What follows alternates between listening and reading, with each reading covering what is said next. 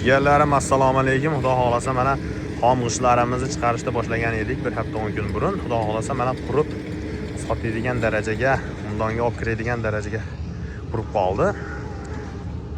Ishlarimizni mana sifatlarini yaqindan ko'rsatib o'tamiz. Xom holatdagilari. Sifatlar a'lo darajada. Xudo xolasa ishlarni rostmana boshlab oldik. Razmerlari 25, 12, 6 razmerda. Vodiyning standart qishi.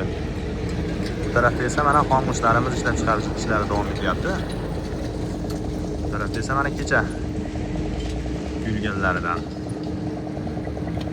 Qanday turpoqdan foydalanasizlar deganlarga, xudo xolasa mana ekin maydon aksariyat unumdor sariq turpoqlardan bo'ladi.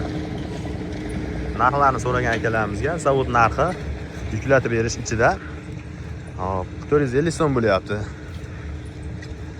Qo'shni tumanlarga endi aksariyat xom g'ishtimiz dastlabkasi.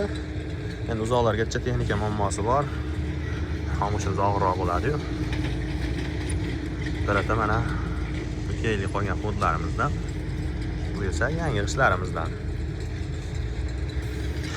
Xumdonlarimiz filtrlar mana tayyorlanib, ishga tayyor. Kechga xudo xolasa o'tlarimiz yaqiladi. Uzoq bir haftada pishgan g'ishtlarimiz ham chiqishda davom etadi. Pishgan g'ishtlarimizni yangi partiyalar narxi hali noma'lum. Xudo xolasa narxlarimiz aniq bo'lib qolsa, keyingi videolarda narxlarni yoritib o'tamiz.